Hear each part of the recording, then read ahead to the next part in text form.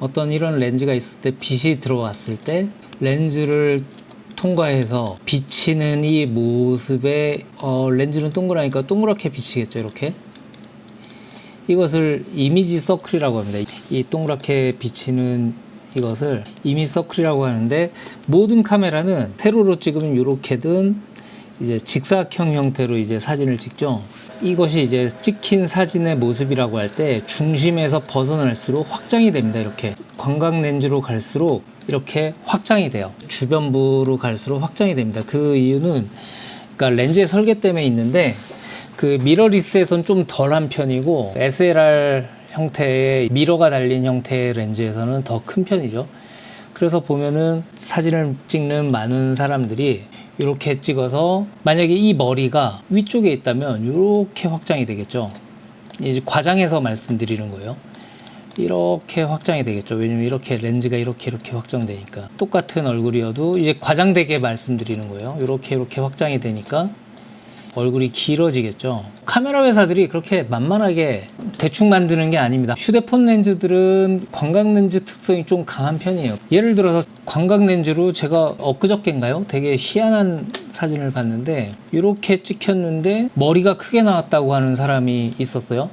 머리가 여기 있었으면은 뭐 그런가 보다 싶을 텐데, 중간에서 벗어날수록 머리가 커지긴 합니다. 하지만 사람의 눈은 그렇게 바보가 아니다. 왜냐면 모든 사람들이 사진을 찍고 왜곡에 익숙해져 있거든요. 키 큰 사람을 위에서 아래로 찍어서 작아 보이는지 이것을 구별할 수가 있어요. 모든 사람들이 바보가 아니죠. 밑에서 찍어서 가운데 있으니까 얼굴은 작고, 보통 패션 사진 찍을 때 이렇게 찍어요. 광각 렌즈로 찍을 때 가운데 놓고 찍고 이렇게 밑에 쪽이 쭉 길어지죠. 그렇다고 이 사진이 이상하다고 생각하진 않죠. 이 사진도 보면은 광각 렌즈 특성이 카메라 쪽에 가까워질수록 이 원근감이 확대가 돼요. 사람들은 이런 사진에 익숙해져 있죠. 이 사진을 보면서 얼굴 커졌다고 해서 이 사람 키 완전 난쟁이네 막 이렇게 생각하지 않잖아요. 이 사진도 마찬가지고, 이 사람 보면서 얘 키 되게 작네, 머리 되게 크네 이렇게 생각하지 않잖아요. 사람은 적응의 동물이라서 이런 것들에 익숙해져 있는 상태입니다.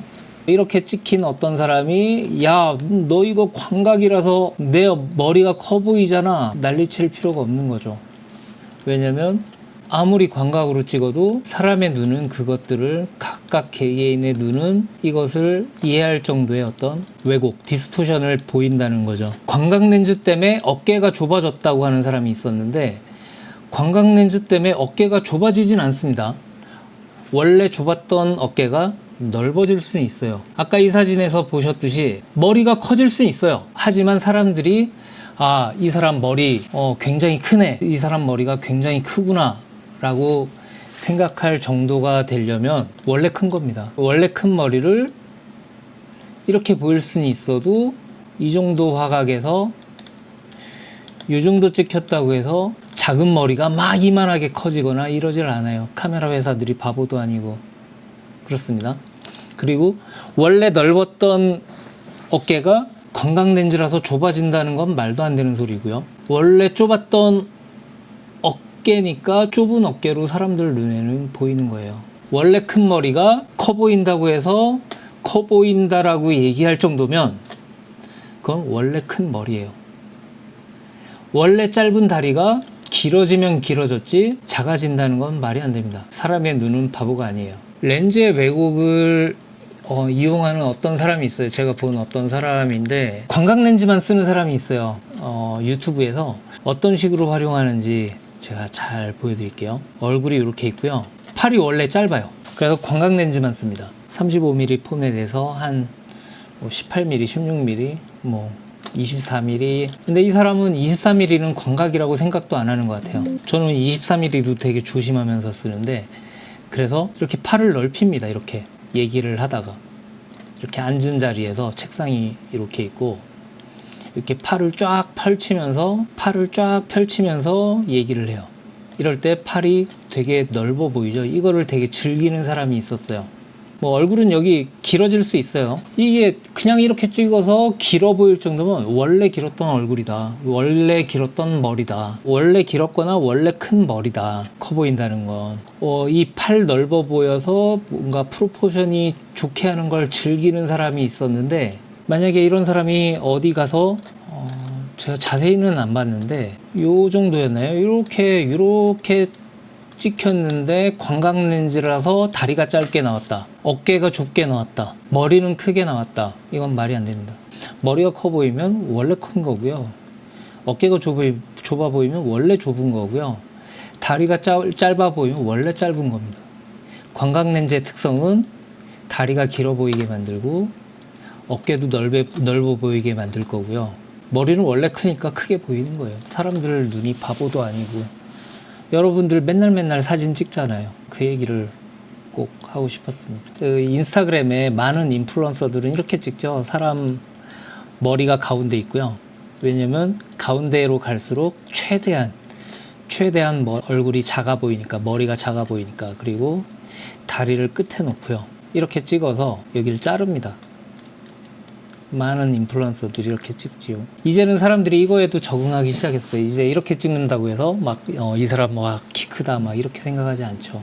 요약하자면 사람의 눈은 바보가 아니다. 이 논란을 해소하려면 35mm 포맷에서 50mm 이상의 렌즈를 쓰면 정확한 프로포션이 나오기 때문에 논란이 해소될 것입니다. 광각 어렵습니다. 함부로 쓰면 안 돼요. 저는 광각 렌즈를 싫어해요. 그래서 망원 렌즈로 갈수록 정확한 프로포션이 나옵니다. 그 청자켓과 청바지를 입고 가는 어떤 사람의 뒷모습을 찍은 사진을 본 적이 있는데 그 사진 같은 경우에는 핸드폰으로 당겨서 찍은 망원 사진입니다. 정확한 프로포션이 될 거예요. 어떤 사람이 하늘색 가죽 자켓을 입고 킥보드를 타고 가는 사진도 봤는데 그것도 휴대폰으로 망원을 당겨서 찍은 사진입니다. 그것도 정확한 프로포션이 될 거고요. 그리고 어떤 카페에서 찍은 최근에 올라온 어떤 사진을 봤는데 그 사진도 광각 논란을 일으키기에는 충분한 거리에서 찍은 사진이라고 생각됩니다. 위아래 여유도 있고요. 꽉 차게 찍어서 그렇게 나왔다고 하더라도 사람들의 눈이 바보가 아니기 때문에 더 이상의 이런 논란은 없었으면 좋겠어요. 헬멧을 쓴 것처럼 보였는데 알고 보니까 헬멧을 안 썼더라고요.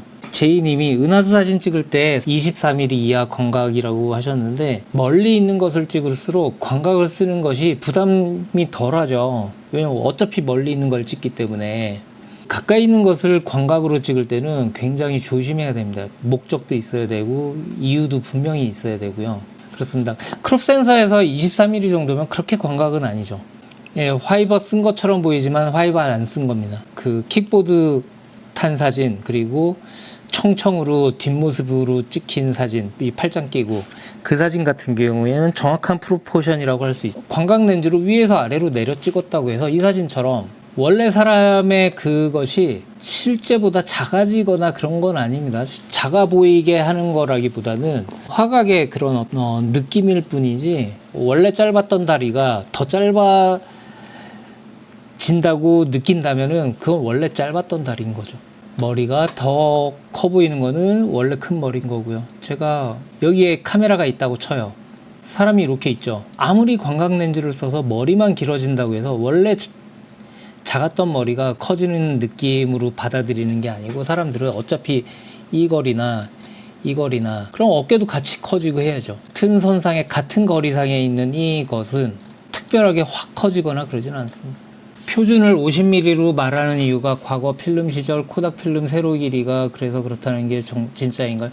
아니, 그거보다는 사람 눈의 화각에 더 중점을 둔 게 맞죠. 저 같은 경우에는 40mm, 35mm에서 70mm까지는 그냥 표준 렌즈라고 생각하고 있습니다.